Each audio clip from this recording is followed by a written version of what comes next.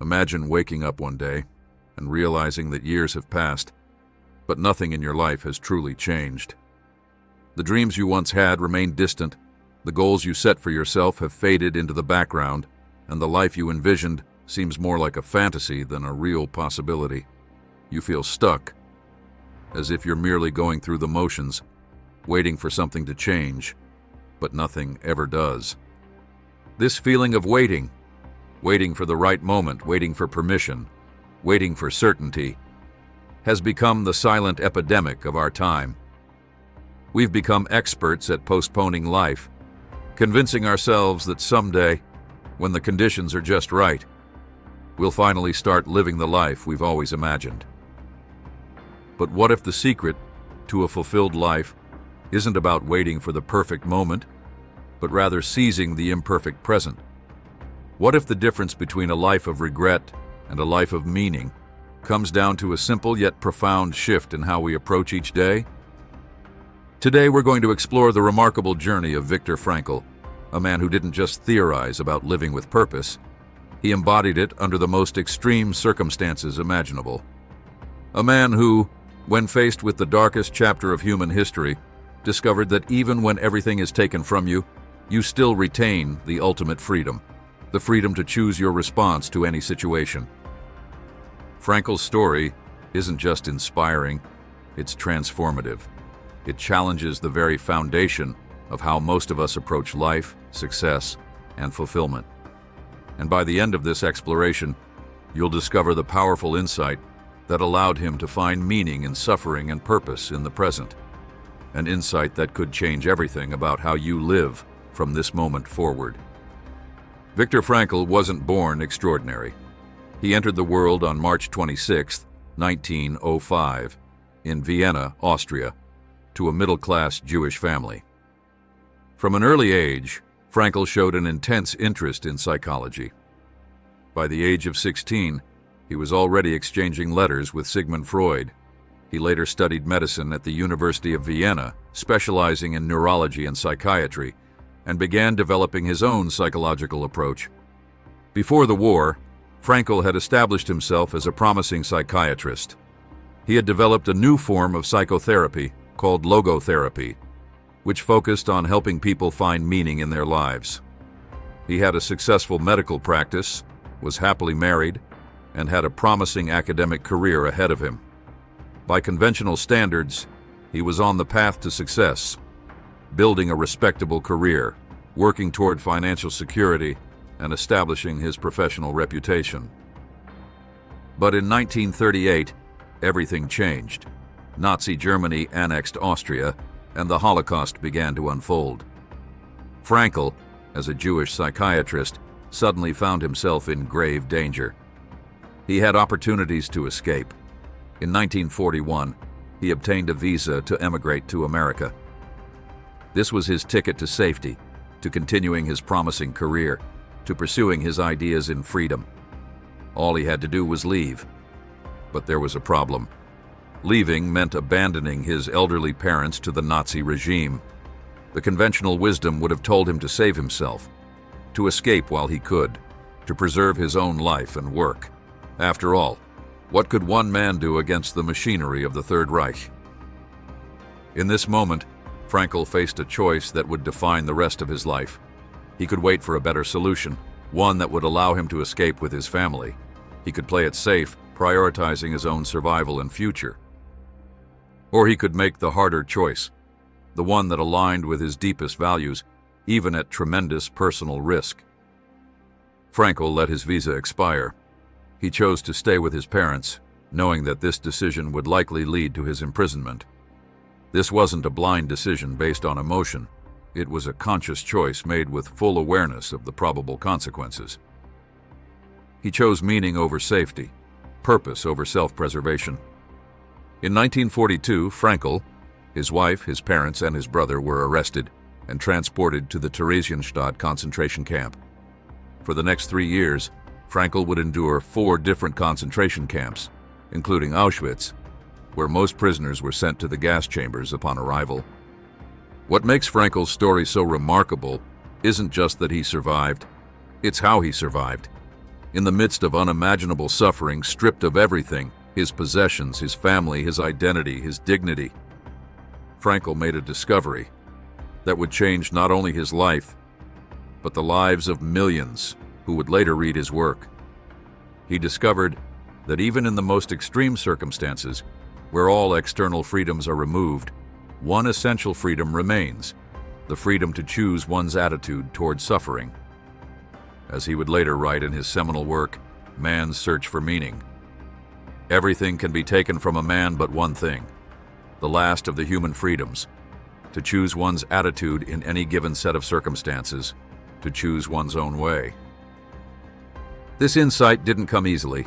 In the camps, Frankl battled the same despair, the same hopelessness, the same temptation to give up that claimed so many lives. He watched as fellow prisoners surrendered to apathy, as their will to live eroded in the face of constant dehumanization. The resistance Frankl faced wasn't just external. The brutal conditions of the camps, the constant threat of death, the systematic dehumanization. The greatest battle was internal, fighting against despair, against meaninglessness, against the natural tendency to become bitter and resentful. He later described how prisoners who lost a sense of future also lost their grip on life. Those who couldn't envision any purpose or meaning beyond their present suffering often died quickly, even when physically they seemed capable of surviving longer. Their spirits gave out before their bodies. Frankl observed that prisoners who maintained hope, not naive optimism, but a genuine sense of purpose, were more likely to survive. He noticed that having something to live for, whether reuniting with loved ones or completing important work, provided the psychological resilience needed to endure extreme suffering.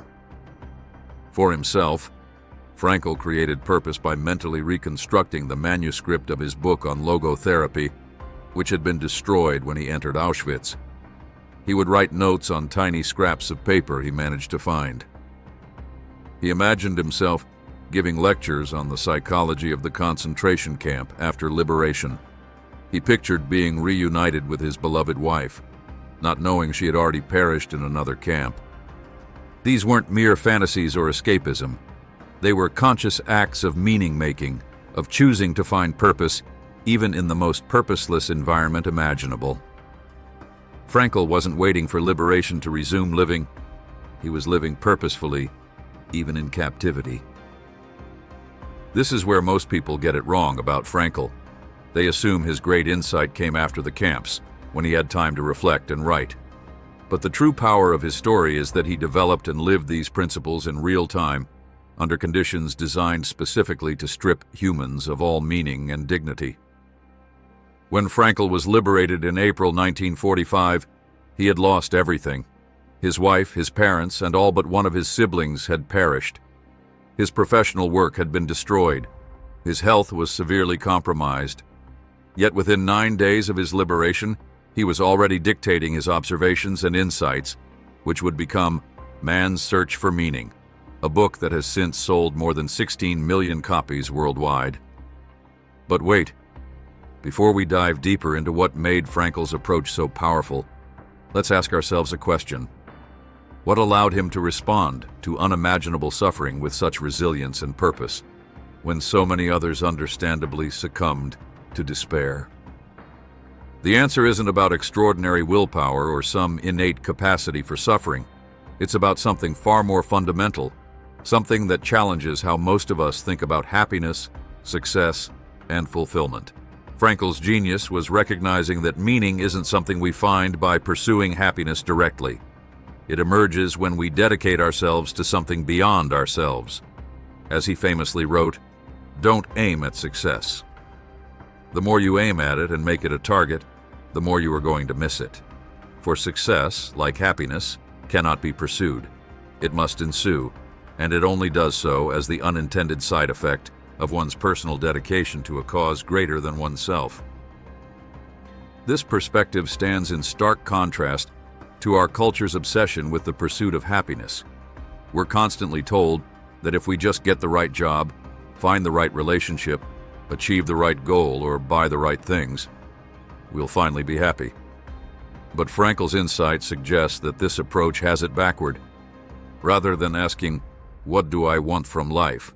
or "How can I be happy?"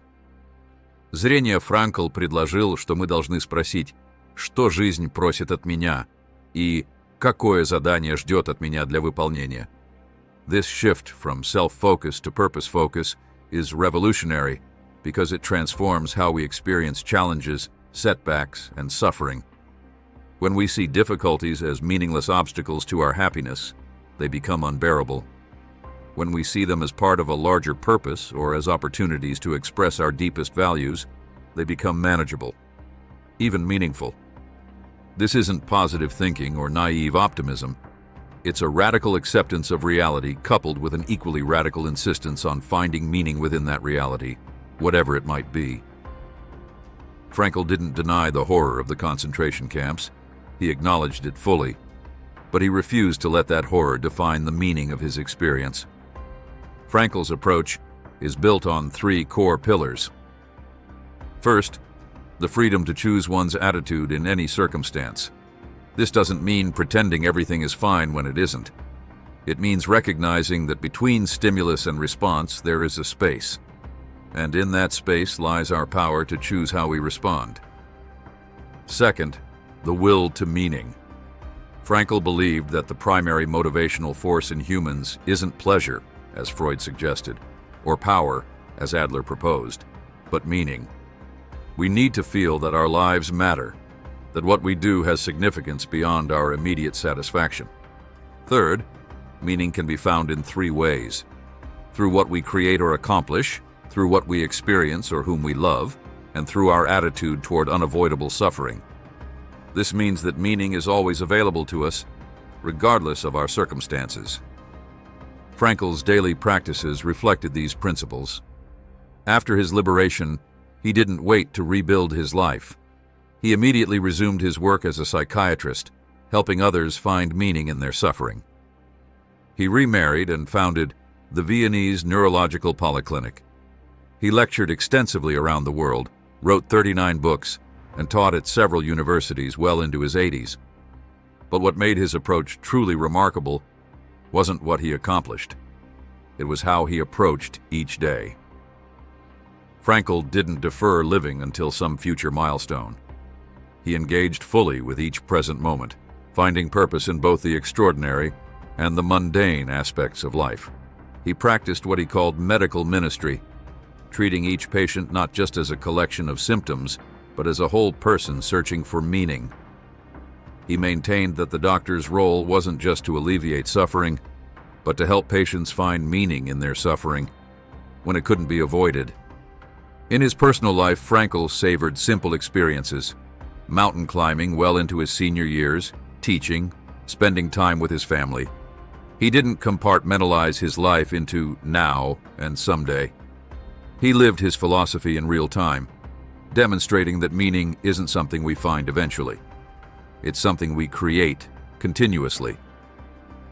Now, as we approach the core insight of Frankl's journey, let's pause and consider how his approach challenges conventional wisdom. Most self-help advice focuses on setting goals, acquiring skills, or changing external circumstances. But Frankl's experience suggests that the most profound change happens not when we alter our circumstances, but when we transform our relationship to those circumstances. This brings us to the central revelation of Frankl's life and work. Life is not primarily a quest for pleasure or a quest for power, but a quest for meaning.